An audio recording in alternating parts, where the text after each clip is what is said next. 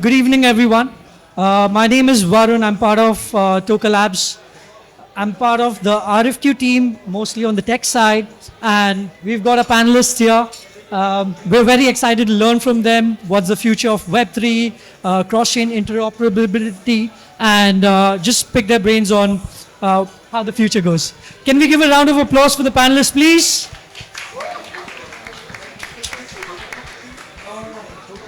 Okay, let's get started. Why don't you all introduce yourselves?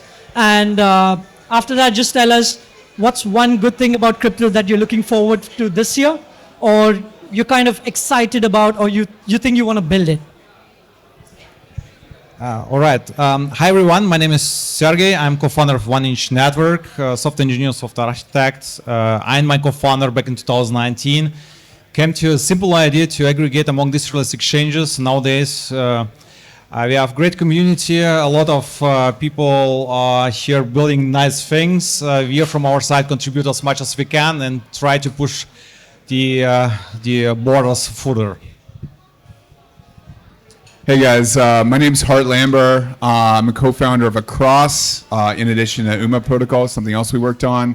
Across is intent-based interoperability, bridge that utilizes intents, and I'm sure we're going to go deep in the architecture to allow really fast cross-chain interoperability.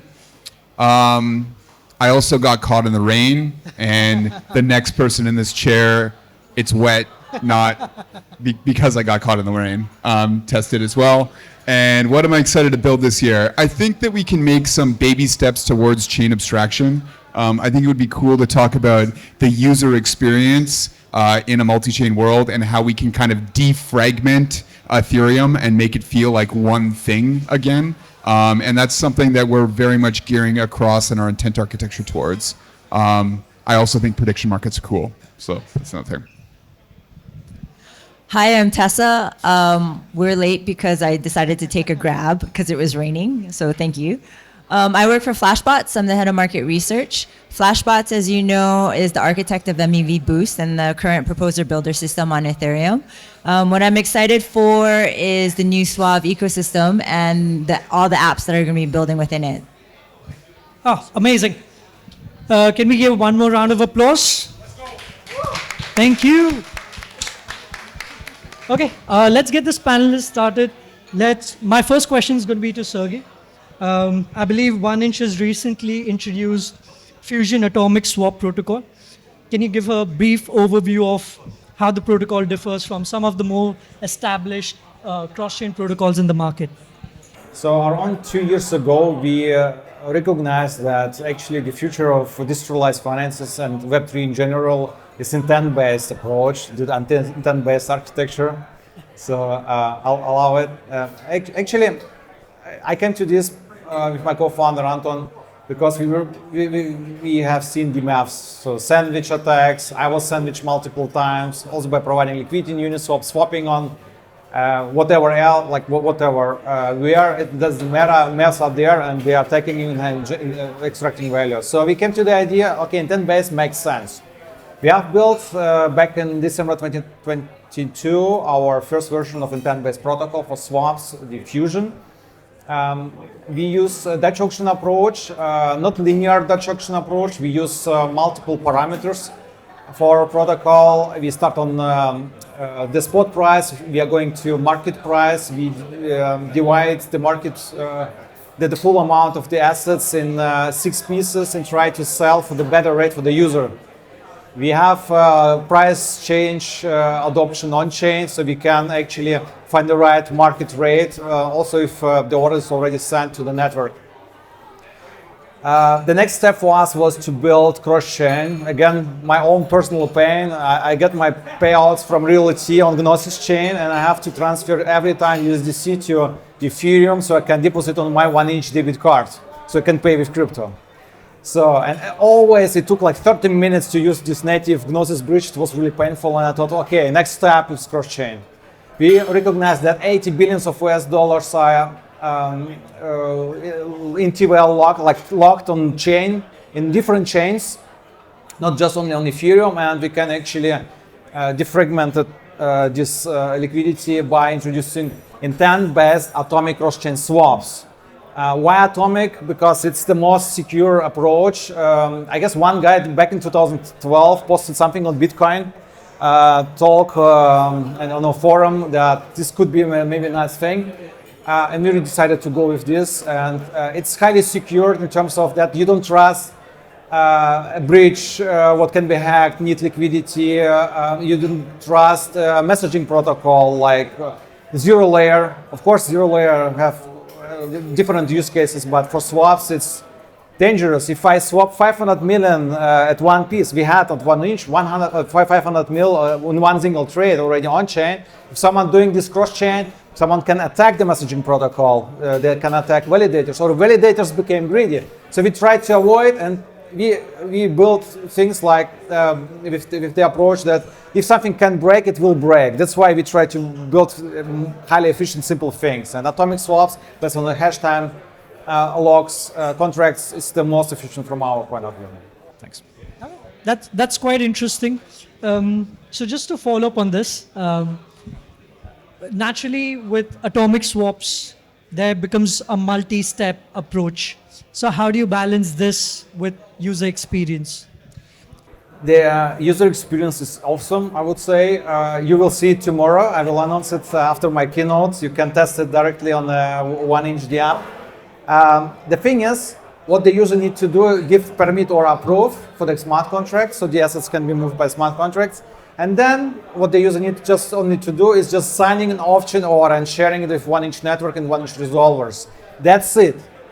If something wouldn't work in terms of settlement, it's going to be rollback, and the user would get the same funds as they wanted to swap. So there are no losses. There is MEF protection by design, and also when the settlement happens, the user get on the destination chain tokens transferred by the resolver, because we incentivize resolvers to do that, or we force it, but better is force. Because we don't pay for this, resolver pays for it, because it's a kind of the trade on market conditions. Multiple resolvers compete to take the order, to make profits on it, and competition means better product for the user. Sounds good, sounds good. My next question is going to be to Hart. Across has been in the cross-chain market for quite some time. How do you see the development of cross-chain interoperability, especially with some of the EVM chains, which doesn't have a lot of native support with some of the CEXs? Yeah. Okay. So it's interesting being here with Sergey and like what they're doing with 1inch, and I think it's I'll go on a small short tangent. We're talking about market structures here. So both of us are building protocols that use market participants and incentivize market participants to do actions. But there's different environments here. In a swapping context, when I want to swap $10 million of ETH for USDC, I think what 1inch is optimizing for here makes a lot of sense. And maybe as a sidebar, so early in my career, I was a market maker at Goldman Sachs, and I was literally trading in RFQ systems. We're all building like RFQ-like systems. And what we're really doing here is programming uncorruptible RFQ systems, which I think is very cool, very fun. But the use cases are different. What like a hedge fund wants and the security guarantees, the times, the market structure a hedge fund wants when they're swapping tens of millions of dollars, they want like best price and absolute security. But there's another use case that you see at more the consumer level, like the retail level, where a user wants to move $50, $500, couple $1,000. Maybe it's the same asset. Maybe increasingly it's actually only moving a few dollars to execute a transaction on a different chain. And that's actually where a cross is best suited and most optimal. And to give you guys some stats, if we look at L2 to L2 bridge transfers today across all the major bridges, not just across, 90% of transactions are less than $1,000, and like 98% are less than $10,000. And so we're looking at this intent-based architecture as focusing on this like 98% use case. of small, frequent trades where users want a 2-second fill time, and the inventory requirements for a relayer are relatively lightweight. And Varun, like, you know a lot about this, so I don't know if I'm talking past the audience here, but we're saying the relayers or the solvers in our network, they need to have inventory on the destination chain in order to pay out the user. And if they have a hard time rebalancing their inventory, that can be costly if it's millions and millions of dollars. But in this architecture where you have tons and tons of small transactions, the inventory required is relatively modest. So I think you can actually have high degrees of utilization and not a lot of excess capital while maintaining a good user experience. I don't know if I went way too deep there, but this is the stuff that I'm excited about. No, sounds perfectly clear to us. Just to add on to that, the way Across works at the moment, so there's a level of centralization that comes into play because of the market makers having to take that risk. So the way Across works, zooming out, chain A, user deposits their transaction, which broadcasts their intent, and that deposit is into an escrow contract.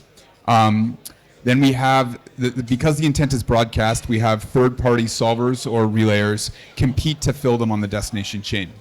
So there's no centralization in that component unless perhaps we run an auction or a way of assigning exclusivity around who gets to fill that intent, which is something that we might do in the short term. But if we do, it would be like we assign exclusivity for seconds. And then, of course, there's paths where we fully decentralize that using Tess's stuff here on Suave, which we can talk about. But various paths that we could fully decentralize an auction process. And I think a decentralized auction is very cool. Outside of that, we have to, the user gets their fast fill, they move on with their day, and they're happy, right? So I look at, like, there's kind of 2 points of interaction. At what point does the user say they're done, and we want that to be 2 seconds later, they move on with their day? And then there's the solver that needs to get paid back the escrowed funds. And that's where you've got to have a secure way of sending messages. We have the advantage of being able to take time, so we can use canonical bridges and various other mechanisms to do so. And I want those approaches to be maximally decentralized, because I do actually, like Sergey, thinks that matters. Thank you so much for that answer. Moving on to Tessa. As Hart just mentioned about Suave, it'll be really amazing if you can just give an overview of what Suave is about. That's a very good question. So Suave is basically trusted execution environments that can run a virtual machine. And within these virtual machines, you can run applications like 1inch Fusion. You can run RFQ systems in complete privacy. You can run intent-based systems with solvers and guarantee that the intent stay private. And you can validate that these transactions have remained private within these secure enclaves. All right. So, like the whole auction system, the way it's built, do you think swaps, as you call it, I guess, do you think swaps can take over as the de facto solution to some of these cross-chain abilities? Swaps for sure. I mean, for part of the cross-chain side. I mean, swaps are actually just the existing applications, just that they just run within a TEE. I think in terms of cross-chain, solving some of the cross-chain problems, TEEs can be used for, say, decentralized sequencing. We're working on something where for L2s, you can get a pre-conf, which would mean faster bridging. We have our TE builder, which is our Rust builder, which we just recently open sourced, and we're putting that and testing that within a TE environment as well. So there's all different ways to solve cross-chain within a TE environment, whether it's from swaps to faster executions to just validating that nothing has happened between the two steps. Thank you so much for that answer. My next question is to Hart again. How do you structure economic incentives within the protocol such that you make all the relevant parties happy? You price too low, your users are happy, but your market makers are not. You price it too high, your users aren't. Yeah. Okay, so let's I mean, this is the core question, and one thing that I think is underappreciated in some aspects of crypto is building sustainable economics, right? So step one, you want to deliver a user experience that users are willing to pay for. Of course, they want to pay less than more, but you got to give them something that they are willing to pay for. And you see this in like 1inch, users are willing to pay to swap. And it's a competitive, swapping is a competitive business. You guys are competing, but you offer good pricing and win users that way. So you offer something that users are willing to pay for, and then you need to deliver the service. If in our case, it is filling a cross-chain intent, we need to be able to pay a relayer or solver enough money to be able to make that profitable. And so if Toka Labs is here like solving something, what are they doing? Well, you guys have like two real costs, or the way we kind of model it. Your costs are the cost of this loan of filling the user with your own capital before you get paid back. And then there's the cost of what I'll call inventory management, of like, hey, I'm getting money on chain A and I'm paying out money on chain B. And we do some things to try to lower the cost of inventory management, but those are the two components involved here. And so we want a structure where we can offer the user the best price while still making it sustainable and profitable for the relayers. And then we want to have competition for relayers to deliver the best possible experience to the user. What we've chosen to do to date is to actually have our relayers compete on speed and not cost. And this is controversial, and we can talk about trade-offs and all that. But from our perspective, the user experience here is what we are kind of trying to optimize for. And so users, we want to have them pay something low, like a handful of basis points, but have a fill that's in 2 seconds. And if we can deliver that, we think that that solves a specific need of consumer-facing applications that need to bridge or do a cross-chain action with a low dollar number, but really quickly. And then, Varun, we can talk more about when we do start assigning exclusivity. There's very interesting auction or even like payment for order flow like mechanisms that start evolving, and we're just beginning to explore those. All right. Thank you so much for that. With that, I'm going to ask Sergey a question. Naturally, 1inch has gone with the auction flow for pricing. From your perspective, do you think that's going to be a de facto or a good balance between user experience and pricing?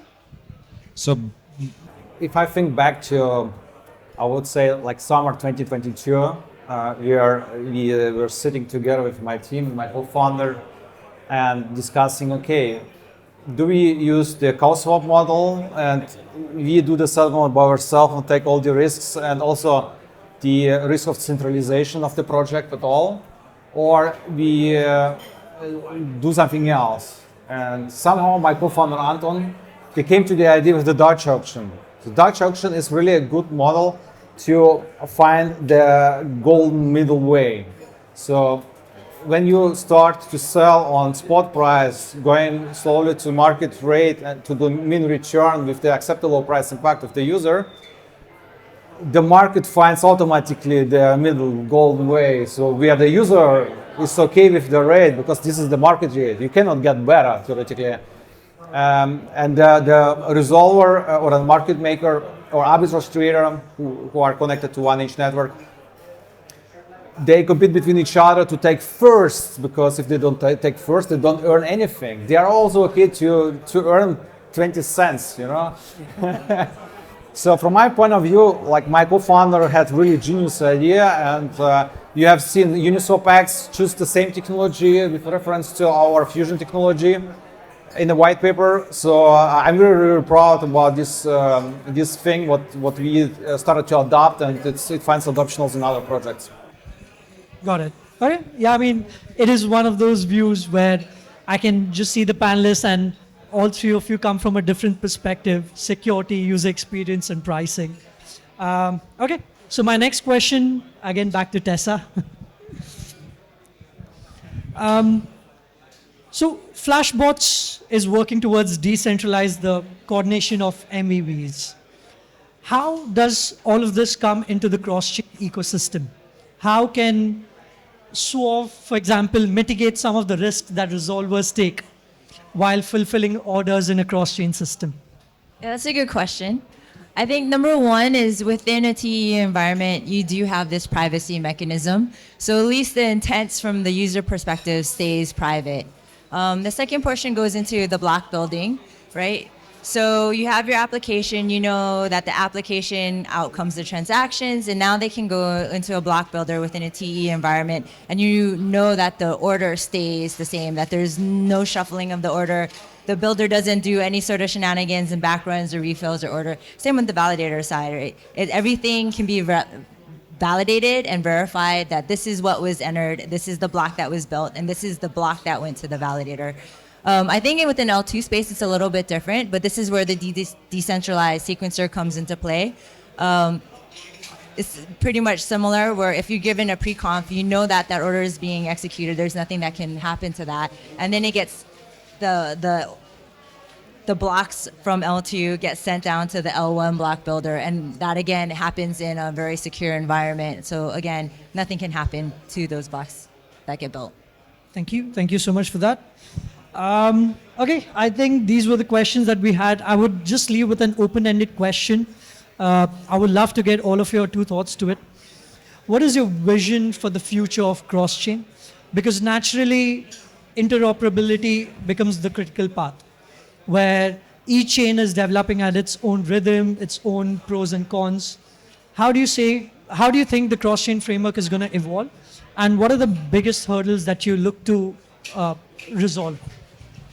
So I start, if you are speaking about user-centric products, I wish to see that users should not care about on what chain they are right now. So when you're using MetaMask right now, nothing against MetaMask, our friends, but when you switch between networks, you need to you get a switch model window. You need to confirm.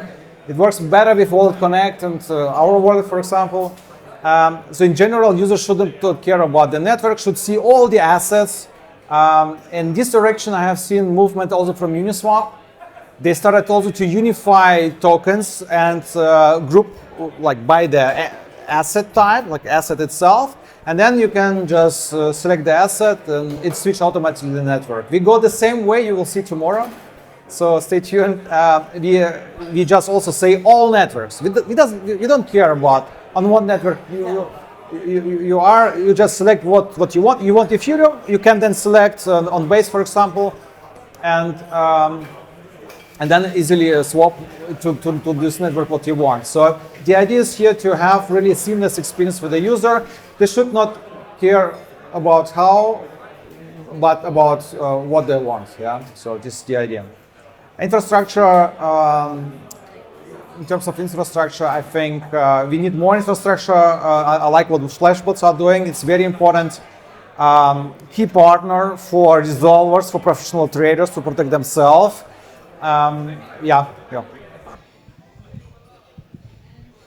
Yeah, I mean, Varun, this is a fun question, right? So I agree with everything Sergey says about this desire for chain abstraction. And I guess to opine on it further, first off, in our cross-chain future, we will always want a world where traders that are swapped between assets can go somewhere and be basically guaranteed best execution in price. I actually think that this is important, and I think 1inch has done a good job of always staying focused on best execution for price, so it's where I go to do my size trades, right?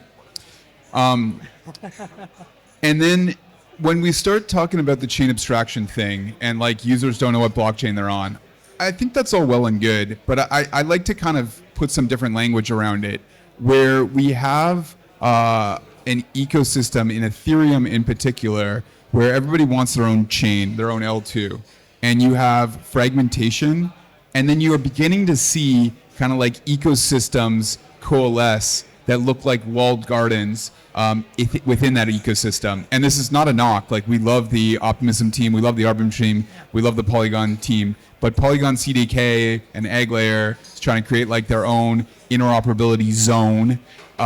The Superchain is creating their own interoperability zone. Arbitrum Orbit, their own, they're doing this a little bit less, but zone. And you have like, if you think of it from like Vitalik's perspective, it's like his baby is being cut up into segments.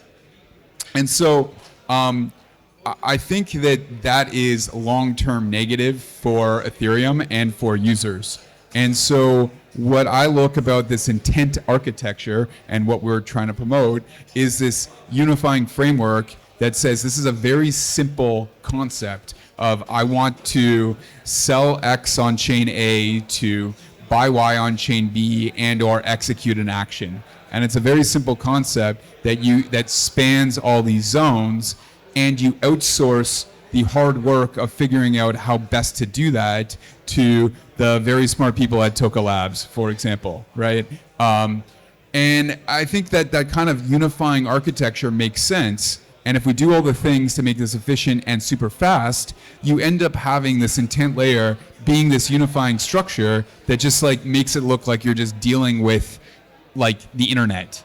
It comes down to just clicking buttons. Sergey made some good points around like wallets, right? Yep. So do we need wallets to play along with this? Do we need applications rather to like integrate new standards or new approaches? That part I think is unclear, and I think it's a little tricky here because wallets are slow to move. But I just think that there is a very cool future where the users just, my mental model is they just click buttons like they do on the internet. They click buttons and things happen, and that's where we got to go. I'll just say tea and cake. All right, thank you so much for that. With that, we are going to end our discussion. Thank you so much for joining, and please give one final round of applause for the panelists.